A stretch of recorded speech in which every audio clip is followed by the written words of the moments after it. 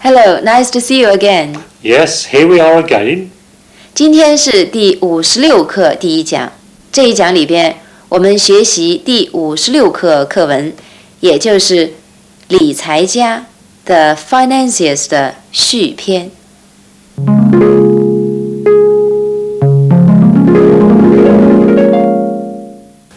The Financiers. She took 3 letters from the pockets of her dress and handed them to Easton.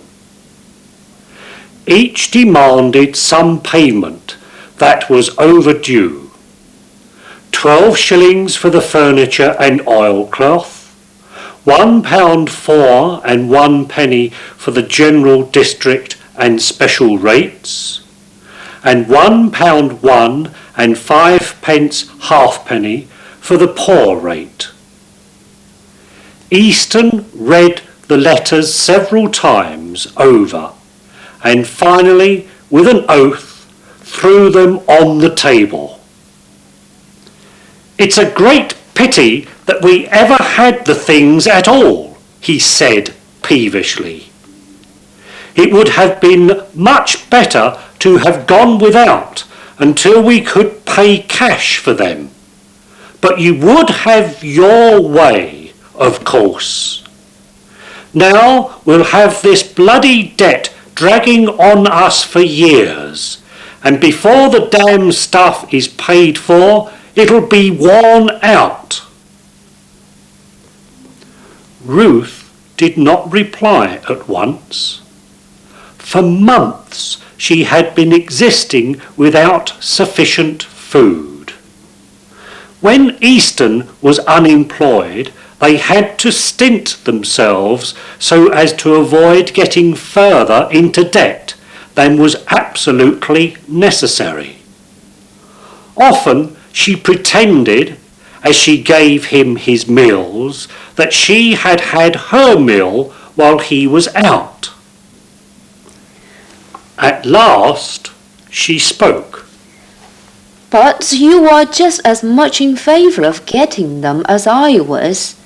You remember how the wind used to come up between the floorboards, and if we hadn't got the oilcloth, there would have been illness in the house." Easton looked alternatively at the list of debts and the 3 letters.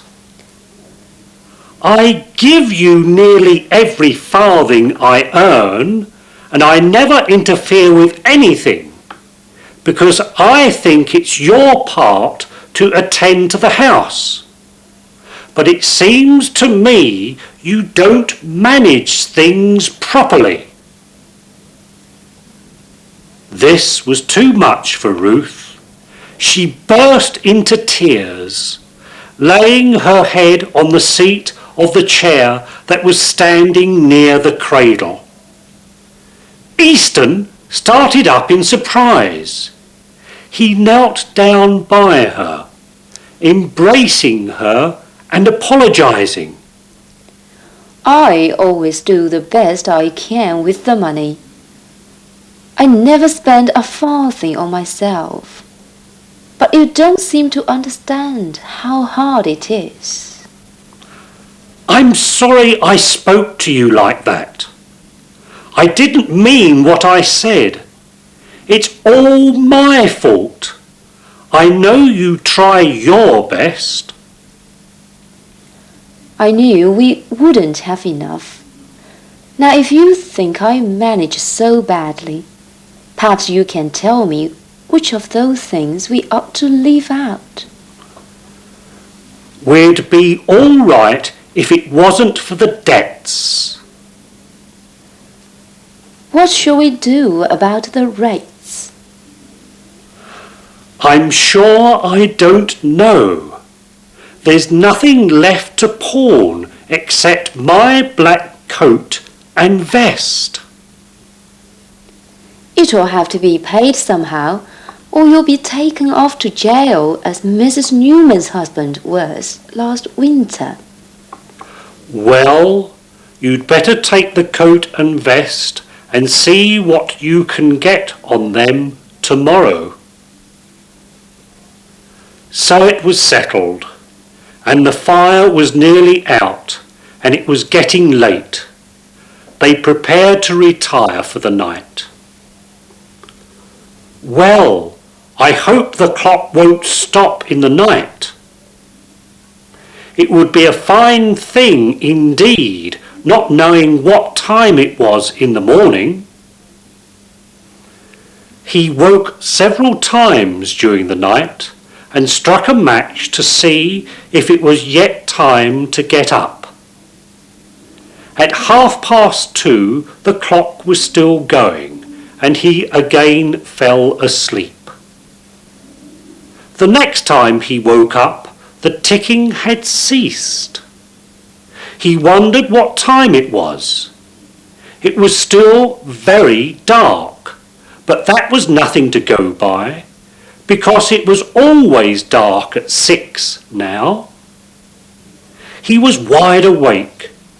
He thought it must be nearly time to get up. It would never do to be late. He might get the sack. He got up and dressed himself. Ruth was asleep, so he crept downstairs. He drank a cup of tea, put on his boots, overcoat and hat, and taking his basket, went out of the house. Outside, the rain hadn't stopped, and it was very cold and dark. Easton shivered as he walked. He remembered there was a clock over the front of the jeweller's shop, a little way down the main road. When he got there, he found the clock so high up that he could not see the figures on the face distinctly. He stood staring for a few minutes, when suddenly the light of the bull's eyes lantern was flashed into his eyes. "You're about very early," said a voice, the owner of which Easton could not see. The light blinded him. "What time is it?" "I've got to get to work at 7, and our clock stopped during the night." "Where are you working?" "In Elmore Road, you know, near the old toll gate." "Well," said the constable, "it's very strange that you should be wandering about at this hour, and outside this shop. It's only about 3/4 of an hour's walk from here to Elmore Road. You say you've got to get there at 7, but it's only 3:45 now. Where do you live? What's your name?" Easton gave his name and address and began repeating the story about the clock. "What have you got in that basket?" "Only my breakfast." Easton opened the basket and displayed its contents. "I'm inclined to believe what you say, but to make quite sure, I'm going home with you.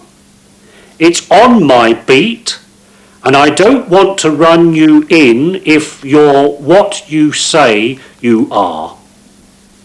But I should advise you to buy a decent clock, or you'll be getting yourself into trouble."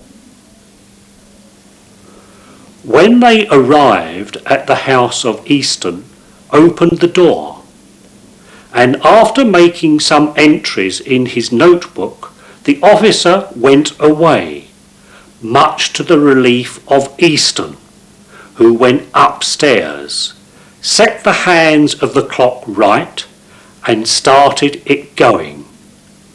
He then removed his overcoat and lay down on the bed in his clothes, covering himself with the quilt. After a while he fell asleep, and when he awoke, the clock was still ticking. The time was exactly 7 o'clock. 好，了解了课文的大致内容后，我们再来回答有关课文的一些问题。Question 1.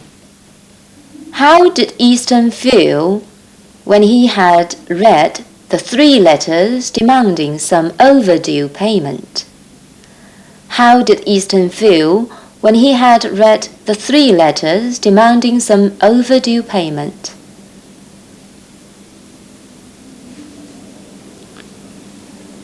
He was quite angry, and with an oath he threw them on the table.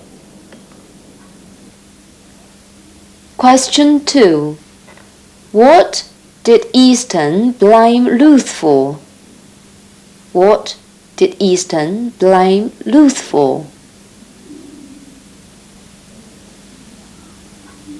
He blamed his wife for having bought the furniture. Question 3. How did Ruth take it this time? How did Ruth take it this time?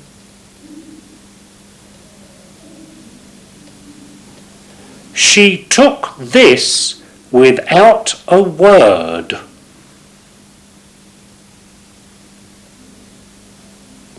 Question 4. Was Ruth a good loving wife? Was Ruth a good loving wife? Yes, she was. She did not show the 3 letters at once for fear that they might add to her husband's worries. She gave Easton his meal, pretending she had had her meal while he was out.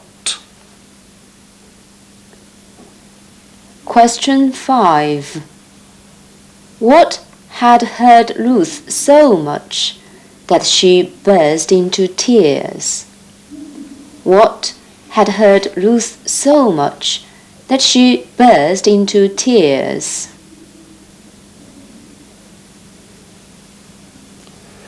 Easton blamed her a second time for not managing things properly. That was too much for her. Question 6. Was Easton right in saying that we'd be all right if it wasn't for the debts?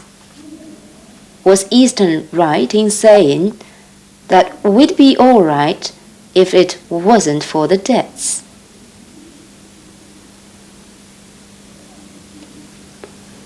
He was wrong. He failed to see that their misery was the result of unemployment rather than debts. Question 7. Why must the rates be paid before everything else? Why must the rates be paid before everything else?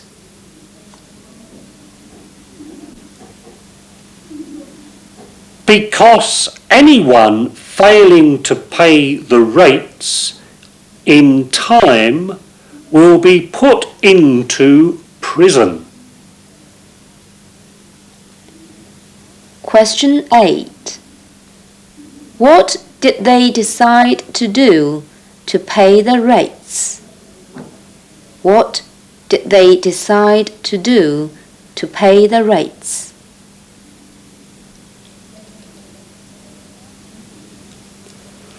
they decided to pawn Easton's black coat and vest, the only things that were worth anything. Question 9. What caused the policeman's suspicions? What caused the policeman's suspicions?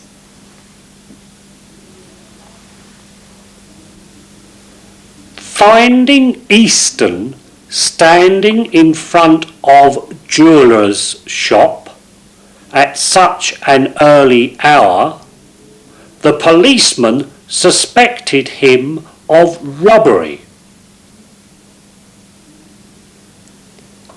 Question 10. What advice did the policeman give to Easton in the end? What advice did the policeman give to Easton in the end?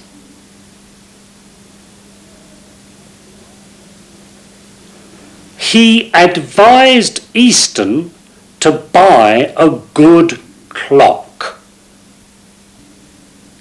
以上的问题大家都回答出来了吗？好，接着我们再来看一下课文中的一些疑难点。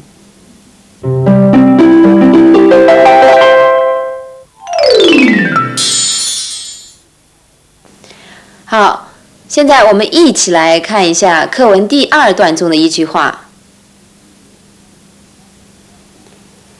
It would have been much better to have gone without until we could pay cash for them. But you would have your way. 这句话的中文意思是，如果当时我们没有赊购这些家具，而等有钱再买，那么现在就会好多了。但是你一定要买。这是一个假设句，也就是说，对过去事实相反的假设。英语中表示对过去事实做相反的假设时，一般句型是在主句中用 would 或者 could、might、should 等，再加上不定式完成式，而在从句中用过去完成时。按照这个句型，刚才课文中的句子 It would have been much better to have gone without 可以说成 It would have been much better if we had gone without。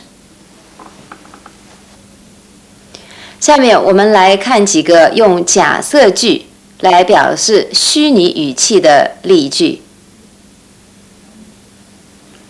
If you had come here yesterday, you would have seen him. 假如你昨天来这儿，你就见到他了。If she had studied seriously, she might have passed. 如果他当时认真学习的话，也许就会考取了。We should have gone for a walk today if the weather had been fine. 如果天气好的话，我们今天早就去散步了。好，接着我们再来看一下课文第226页上的另外一句话。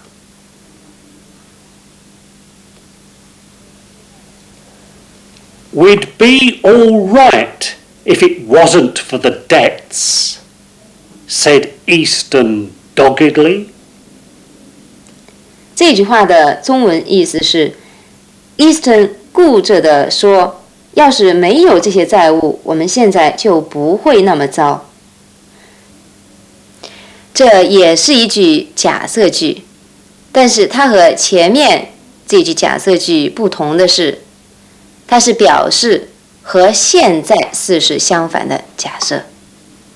它的句型是主句里用 would, could, might, should 加上动词原形，而从句里边则用过去时态。好，我们来看几个例句。If I knew English, I should be able to read Shakespeare in the original. 如果我懂英语，我就能读莎士比亚原著了。If there were no gravity, there would be no air around the earth. 如果没有重力，地球周围就没有空气了。接着，我们还是来看一下第226页倒数第3段的一句话。It was still very dark, but that was nothing to go by. 这句话的中文意思是：天还很黑，但不能根据天色来判断时间。这句话指 Easton 第2次醒来时，闹钟停了，他不知道几点。看看天还很黑，但他想这个季节6点钟天还不亮，所以不能根据天色来判断时间，因此他就起床了。其实那时候才3点左右。To go by 意思是根据什么做出判断，比如 You can't go by what he says. He's very untrustworthy. 你不能根据他的话下结论，他很不可靠。其实 go by 这个短语最常用的意思是表示时间过去，或者说机会等被轻易的放过。比如 The hours go by very slowly at the office. 在办公室里的时间过得很慢。Time goes by quickly on vacation. 假期的时间过得快。Don't let an opportunity go by. 别轻易放过一次机会。下面我们再来看一下第226页上倒数第3段的另外一句话。It would never do to be late. It would never do to be late. 迟到了可不行。这句里 do 意思是合适或者行，比如 This is the third time you've been late for work this week. It simply won't do, I'm afraid. Will Saturday do for our next meeting? 下次的会议定在周6行吗？好，这一讲我们就学到这儿。学完课文，大家是不是还在想，这一下 Easton 可真的要坐牢了？ It's very likely. Do you think so? Thank you for watching. Goodbye. Bye-bye.